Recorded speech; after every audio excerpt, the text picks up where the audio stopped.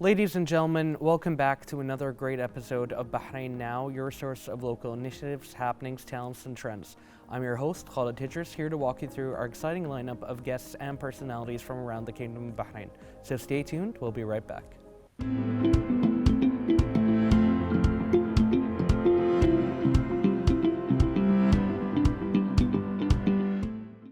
Welcome back. The American University of Bahrain, AUBH, has announced its partnership with the Massachusetts Institute of Technology, MIT's International Science and Technology Initiative, the MISTI, and for the third consecutive year. This collaboration, powered by the Bank of Bahrain and Kuwait, BBK, will host 2 exclusive training workshops open to all university students across Bahrain. And to speak more about that, we have with us 2 instructors from the Massachusetts Institute of Technology, instructor Ms. Marwa El-Alawi and Mr. Bob Zeng. Welcome, how are you both doing today? Very good. Thank you so much for hosting us today. It's a pleasure to have you both. Now, I'd like to start with you, Ms. Marwa. Can you tell us a bit more about the International Science and Technology Initiative? Yeah, so MIT has this very cool program called MISTI, which is the MIT International Science and Technology Initiative. And basically this program is run where students, whether they're undergraduate students or graduate students, can participate in either teaching experiences or internships all over the globe. So we have countries like Japan, there's Jordan, Italy, and this is the 3rd time that we have the program run here in Bahrain, and it's actually the first collaboration between MIT and a Gulf country, which is very, very exciting. Just as a fun fact as well, this partnership between American University of Bahrain and MIT started from initiative led by myself and 2 other MIT alumni who are also Bahraini to start this relationship. So it's very exciting how when the program was first started, there were only 4 students from MIT coming to Bahrain, but now there are 22 students in total, with 8 of them being at AUBH. Wonderful. And now, Mr. Bob, can you give us some information about the workshops that are being held here in Bahrain? Yeah, absolutely. So here in Bahrain, we're working with American University of Bahrain, and also there's at Riverviews International School.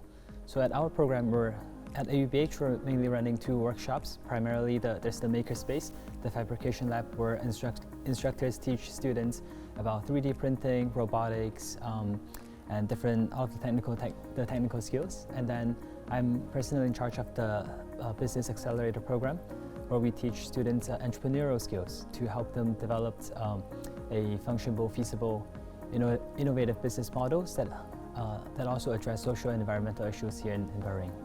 Wonderful, so there's like a lot to do. And now, Ms. Marwa, can you tell us what skill sets are set to be conveyed to the students from the MISTI Accelerator Business Startup Transforming the Future workshop? Yeah, so as Bob mentioned, I am in charge of the fabrication workshop, but he is the one who is in charge and leading the Business Accelerator program. So if you want to take that question, then I can answer on the fabrication end. Brilliant. Yeah. So can you tell us a bit about the skills that are going to be conveyed to the students who are in attendance? Yeah, absolutely. So at the Business Accelerator program, we aim to equip students with a wide range of entrepreneurial skills, and that includes critical thinking to inspire them to first thinking about all of the issues that that they face here, especially in Bahrain, in the Gulf context. And then we want them to be able to think about these pain points, and then come up with sophisticated business plans, the model, think about other elements, including marketing, including building their team, the operational aspects, the fundraising aspects, and then, essentially we want to really give them the financial literacy and also the operational literacy to start thinking about how students can come up with solutions that can address their issues that they face.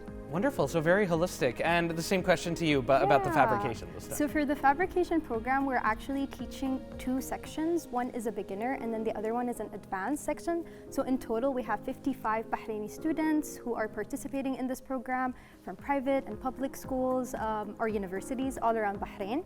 And what we're focusing on is teaching them key skills of making and product design, right? So for the first week, we're basically teaching them how to 3D model, laser cut, 3D print, and basically throughout all of these labs that we have, they create 5 mini projects, but they also have a final project that touches on themes that are very cutting edge, very research motivated, like telepresence, for example, assistive robots, and so forth. Oh, that sounds really exciting. You've got me interested. You're more than welcome to join. Yeah, we're always Yeah. welcome. Actually, that might lead us into a next point. Who's eligible?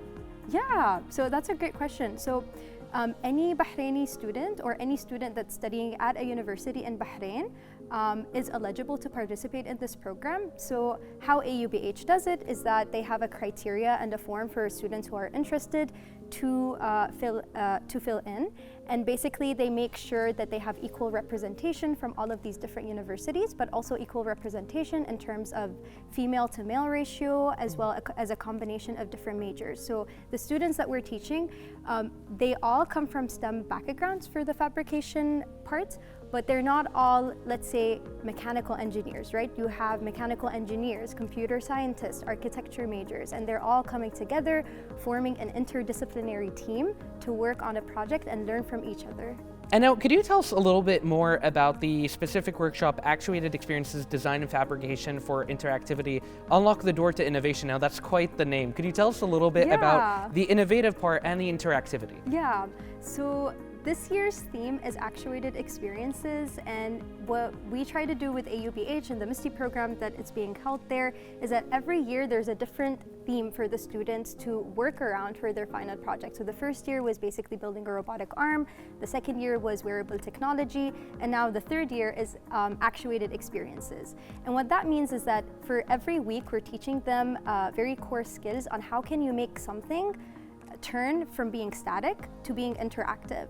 And that method can either be achieved mechanically. Let's say, for example, this table is static, but how can I make it like more interactive that I could, as I touch it, maybe it senses that I did that, right? And then it changes shape, for example, to know that, okay, now I want to start work mode, or now I want to have a coffee break, right?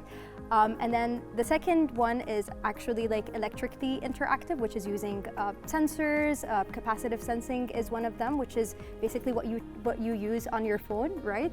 So touch-based sensing. And then we have novel materials that are interactive. These are materials that either respond to heat, so they change color in response to heat or in response to light, so thermochromics and photochromics.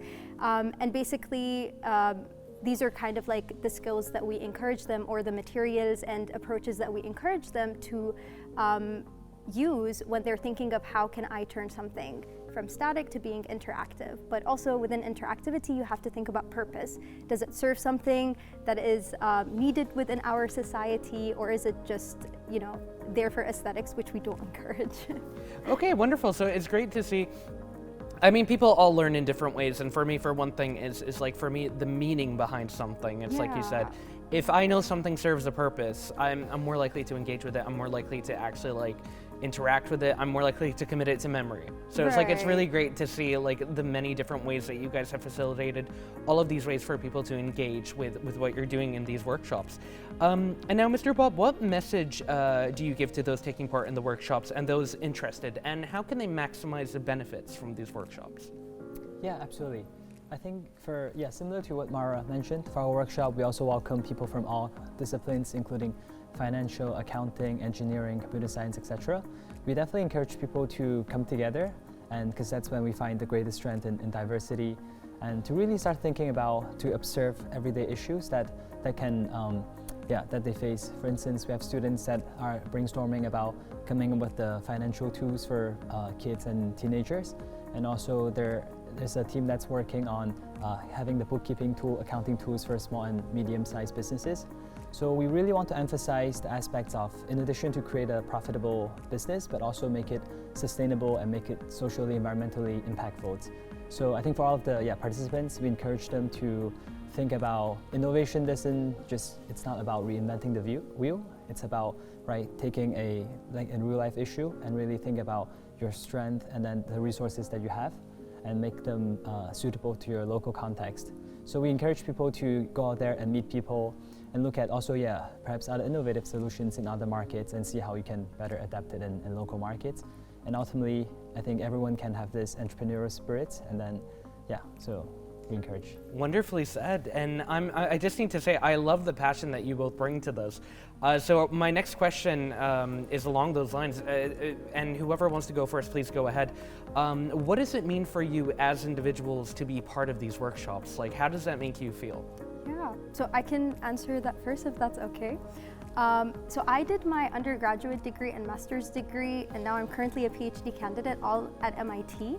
My major is mechanical engineering, and I'm very passionate about MIT's approach to teaching STEM, right? Because you don't only learn the theory, but at the same time, it's all about practice, and it's also all about interdisciplinary thinking, where basically as a mechanical engineer, I have a lot of opportunities to learn skills that are outside of my major. So sometimes I put on the hat of an electrical engineer, or sometimes the hat of a computer scientist. And as a Bahraini as well, first and foremost, I really want to take that model and implement it into Bahrain, given that I've spent 10 plus years at MIT, so that only makes sense to kind of give back to my community as well.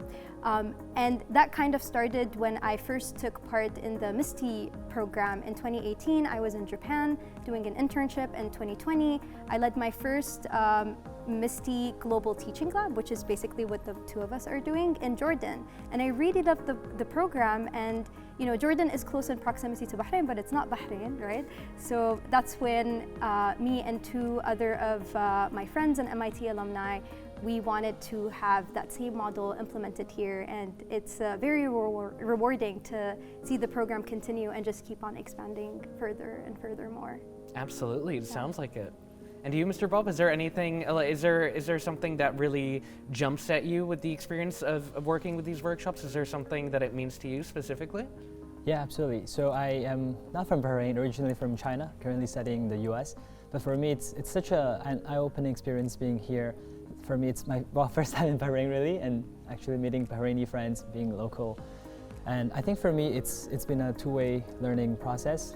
At the same time, while we are able to share our skills, our passions with our students, but at the same time, we also take in the very rich culture, the language. We enrolled in an Arabic course here at AUBH, so very thankful for their guidance as well. How are you finding the Arabic classes?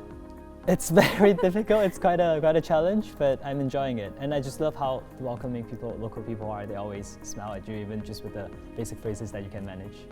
That's amazing. I'm really glad, welcome, and I'm really glad that that's your experience of Bahrain so far. And now, just so we wrap up, is there anything else that you guys would like to add?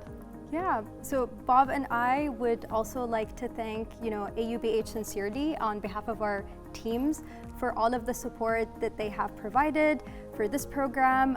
I would also like to give a special shout out to the D Lab in AUBH, which is the fabrication lab, for listening to all of our requests and providing us with all of the materials and machines that we've requested, and also to our sponsors, BBK, for sponsoring this program for the second year in a row.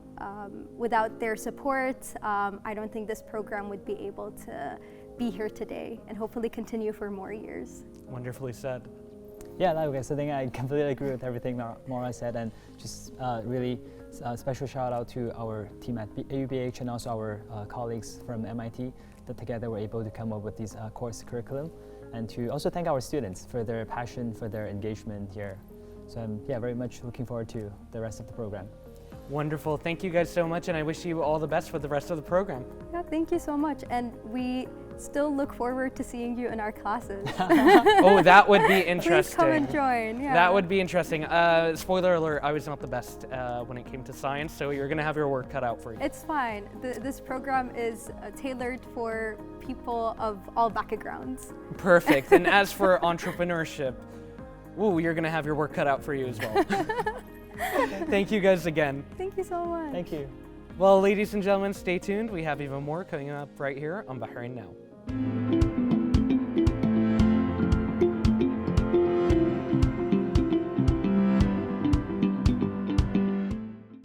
And now, ladies and gentlemen, let's take a look at what's going on beyond the studio in the following report.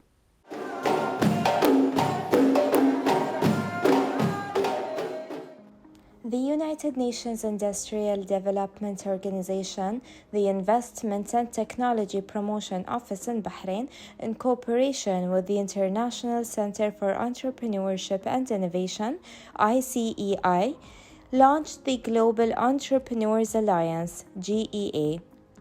The initiative aspires to be a global platform fostering cooperation and coordination among entrepreneurs, innovators, investors, and professionals dedicated to supporting entrepreneurial and innovative endeavors. Today we continue the celebration of the Bahrain festivals, which started last month, and today we are launching the global call for creative and orange economy. As well, we are launching the Global Entrepreneurs Alliance. This is we're attributing to the silver jubilee of King His Majesty King Hamad bin Isa, the King of Bahrain, for his 25 years of economic reforms, where youth and women empowerment was the core of that initiative. So today, the launching of the Entrepreneurs Alliance, it is to celebrate and bringing entrepreneurs from all parts of the world, from North America, from Europe, from Asia, from the Arab region and Africa, to celebrate this. So we're very delighted to see the joy and the peace that Bahrain is bringing to the world. By bringing together counterparts from around the world, the Alliance aims to help individuals achieve their full potential and make positive contributions to their national economies and societies. This initiative also comes as a culmination of the successes achieved by the International Center for Entrepreneurship and Innovation in more than 56 countries around the world.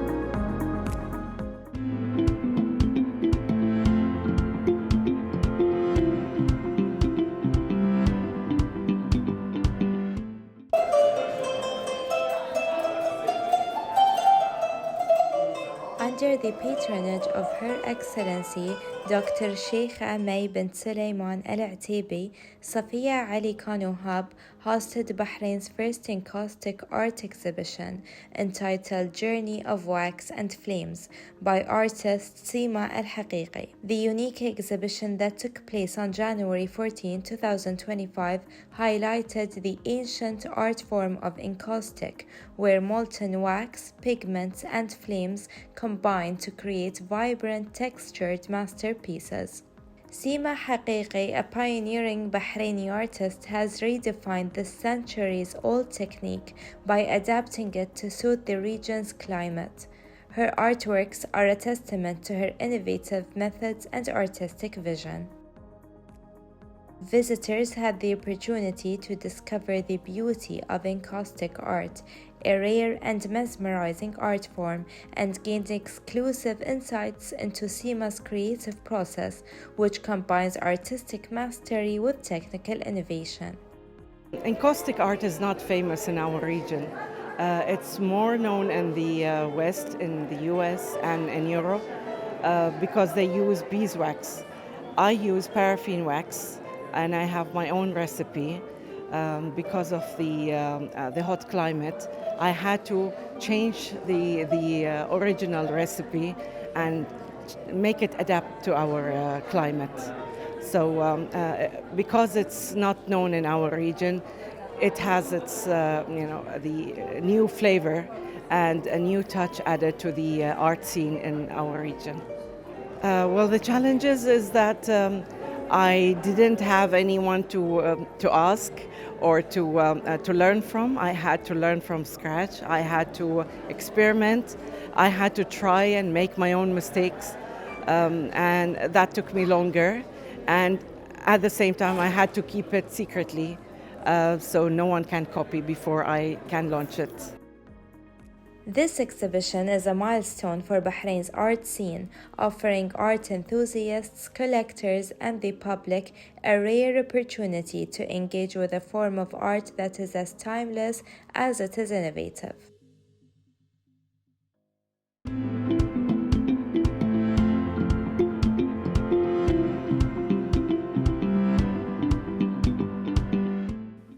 Well, ladies and gentlemen, this brings us to the end of another great episode of Bahrain Now.